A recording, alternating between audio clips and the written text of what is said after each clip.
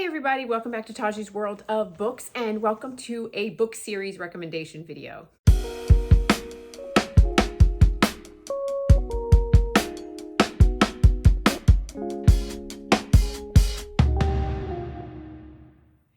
Hey guys, so welcome back. So I have a couple of series that I want to come to you and talk to you about, and they're super fun and they're super spicy and angsty and all the things that I absolutely love. And so I hope that you will love them too. So without further ado, let's talk about them. Okay, so the first series that I want to talk to you about is Jessica Hawkins. And I'm not sure what this series is called. It's called Something in the Way series because clearly there's something in the way of this relationship. And so the first book in the series is Something in the Way.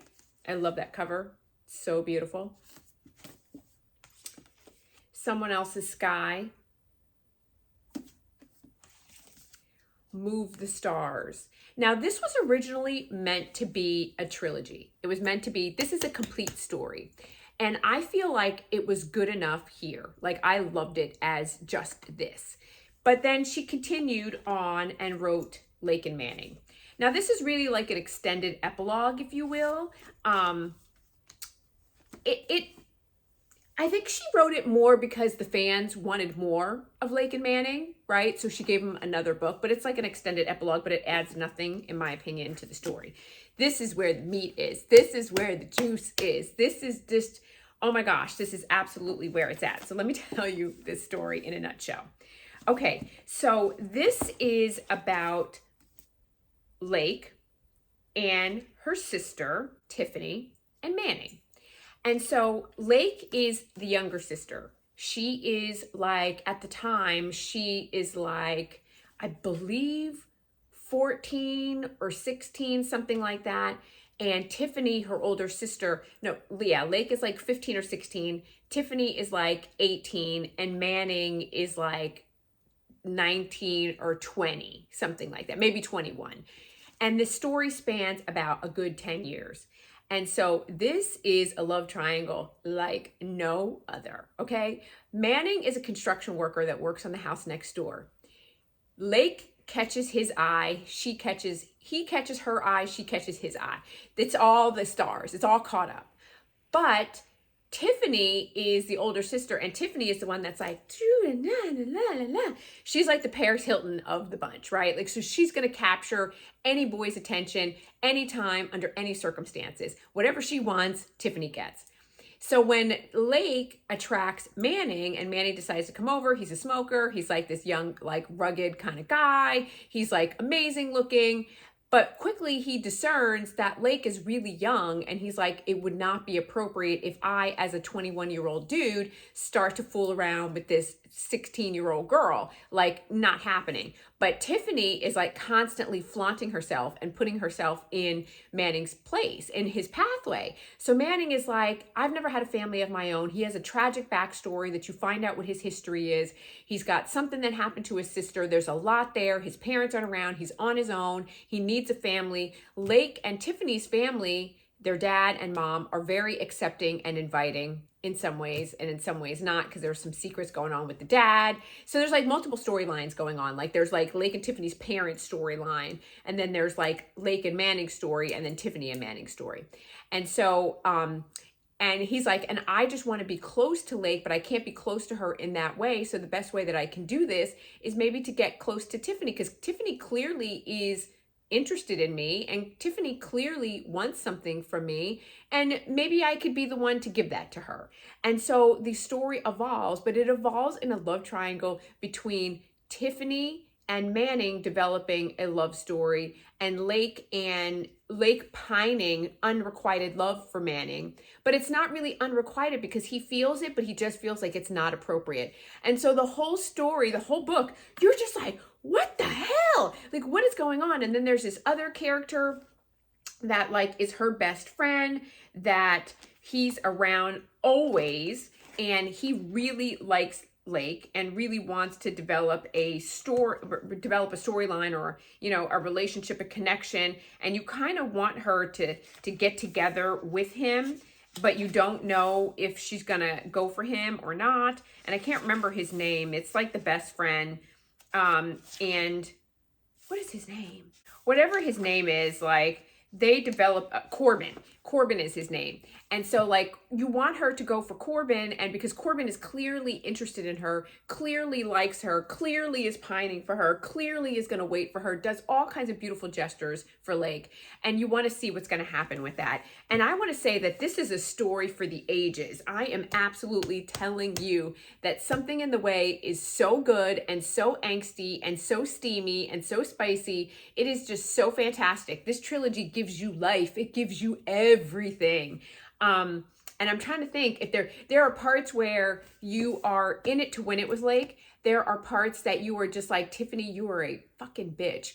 You are just a despicable human being. There are parts of it where you're like, Manning, get your shit together, dude. Like, what are you doing? Like, you were just stringing everybody along and causing problems. Like, step up and be a man and figure out what the hell you want and follow your business.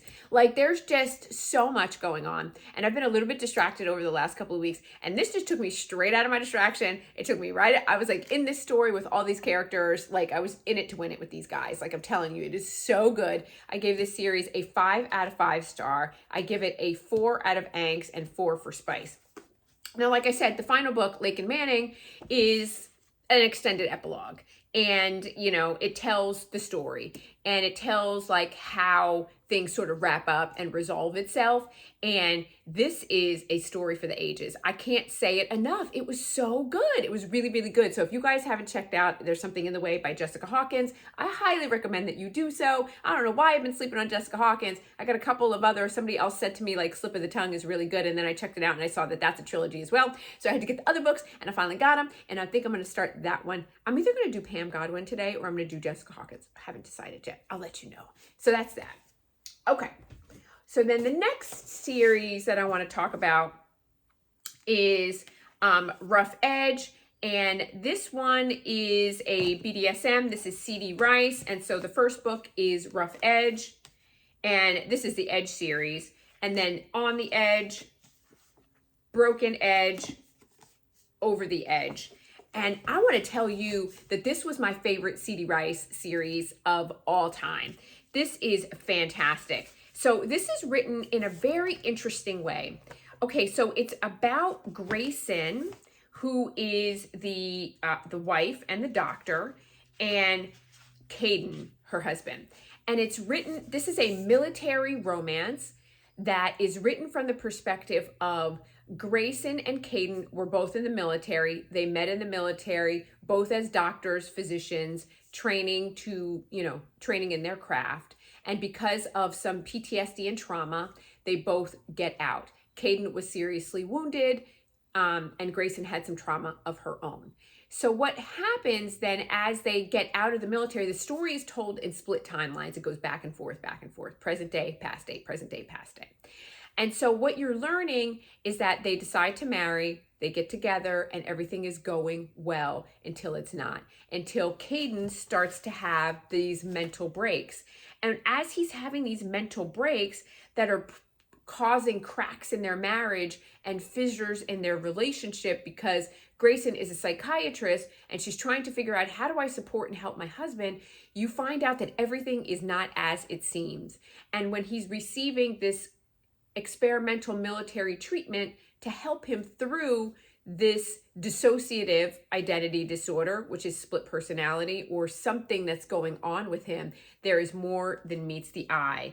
And this is so fantastic because it basically is a story of what happens when the man who you love, who is a decent, caring, loving man, who was a wartime surgeon, who is a phenomenal husband, the best of everything, will give you any and everything that you want, starts to emerge with this dominant personality. And this dominant personality is out for blood. And when I say he's dominant, he is a sadist dom, okay? And the thing that sparks in Grayson is that she is a 100% masochist, and she wants everything that he has to give. And it doesn't matter how painful, how edgy, how on the edge, he just takes her to the level. And the problem is that what do you do when you feel like, your husband is going through a mental break, this other alternate side of him that is this fucking fantastic dom comes out, and you fall for that dom, and you feel like you're cheating on your husband with his alternative personality. You can't make this stuff up. You can't make this stuff up. It's so freaking good. It's just so good. Like I said, it is fantastic. It is have you on the edge of your seat. And some of the stuff that goes down in this series, you're just like, what? What did I just read? It is crazy, but it's so good. It's one of her best series that I've read. Now, I haven't read, her spin-off series or other things. I've only read 2 of her series so far, but I really, really enjoyed this, like I said. And they're really short. Like, you can go through these, like, especially if you're like an audiobook reader, you can go through these super, super fast and like be done with it in no time. So that's that series. I think that you should check it out. And that is the, it's On the Edge series, or the Edge series for sure. So good. Okay, and then the last series that I want to talk to you about, it's a duet. It's called the Games Duet, and it's the Marriage Games and Separation Games. And let me say, this couple is a mess. They are a hot mess, because I just was like, it's by C.D. Rice, I didn't say, and I started the first book, and I was like, you broke up with him, why?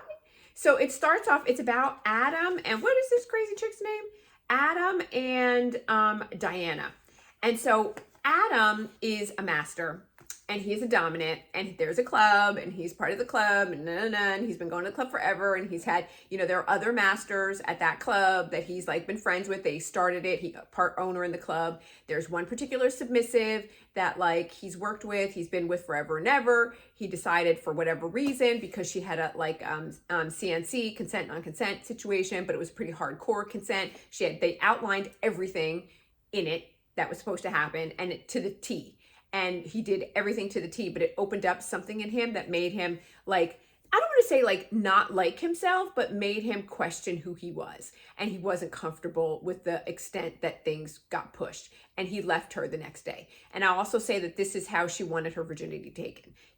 So that's pretty brutal. You want your virginity taken in a CNC situation, all power to you, have at it. And he did it, and it was a brutal situation, and it just caused him to question everything. So he was like, I'm gonna tap out. I'm just gonna tap out here. And so he tapped out, and the very next woman that he met was Diana, and she is 100% vanilla.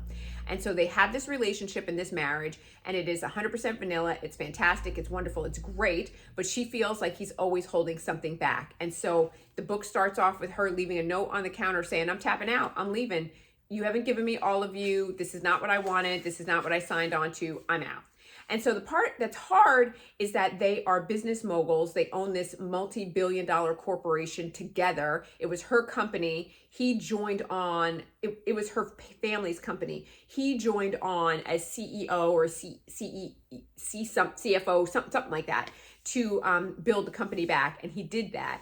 And so for her to say we're getting a divorce and I'm out, it doesn't work quite that way. So they decide that they're going to enter into a temporary arrangement of 30 days. And in that 30-day time, he's like, you want this lifestyle? You want to see the dominant side of me? I'm going to show you exactly what you've been asking for. You want to see? I've tried to shield you from that. I've tried to keep that from you, and you didn't want to be kept from it. So here you go, have at it. And so that's when, the games start to begin, and old rivals come out of the past. And I guess I liked this duet, but I guess I just didn't understand.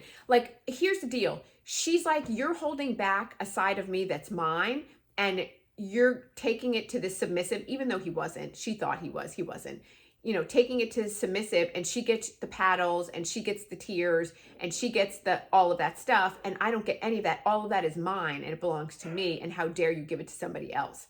And so, she really pushes him to his limit to take those things out on her, because she is a submissive at heart, even though she is a boss bitch. She is like dominant in the workplace, and like in everything that she's doing in her day-to-day life, she's a dominant. But in the bedroom, she's like, you know, she wants it, but at the same time, she's really torn because of women's rights and feminism and equality and what we stand for. Like, how is it that I can want you to paddle me? How is it that I could want you to spank me? How can I get turned on by this? How can I want you to degrade me? Like, that's not okay. And so really struggling with this and looking down on the lifestyle and not really understanding, but wanting to understand. And so a lot of her pushing him is because she wants to understand this other part of him and who he is and why he's hidden that from her for so many years. And it's basically their story evolving of, you know, are we going to separate? And if we're separating, then I get this last piece of you and you're going to tell me and give it to me because I want to see it. I want to see what I've missed out on. And then over here, like, does that hold? And like, how do things evolve? And will it stay that way, or will it change ultimately? And so it is a fantastic story. It is so, so good. I highly recommend that. But at the same time, like I said, I was a little bit confused because her motivations were confusing. You understand them, but I think the way she goes about executing to get what she wants is weird and a little bit strange. Like, I wouldn't have done it that way, but this is a character in a book and this is what this author chose to do with it. So I'm not going to say it's wrong. I'm just going to say it made me go, you know what I mean? Like, just made you go, So having said that, I highly recommend that I've been on a BDSM kick. So I've been enjoying that very, very much. And so clearly, I think that you should check them out. I really enjoyed them. But that Jessica Hawkins was off the chain. You really should check that out for sure. So having said that, you guys, that's all that I have for today. I'm going to ask you to do all the things. Smash that like button, hit the bell notification button, and be a subscriber to the channel so you can be notified every time I upload a new video, which is all over the place. And I'm going to keep trying to upload and bring content to you. And I miss you guys so much. And for those of you that have reached out and said that you miss me, or that, you know, where have I been? I'm here. I'll be back. I promise you. I'm coming at you. I promise. So that's all that I have, you guys. Thank you so much for joining me, and I look forward to seeing you in my next video.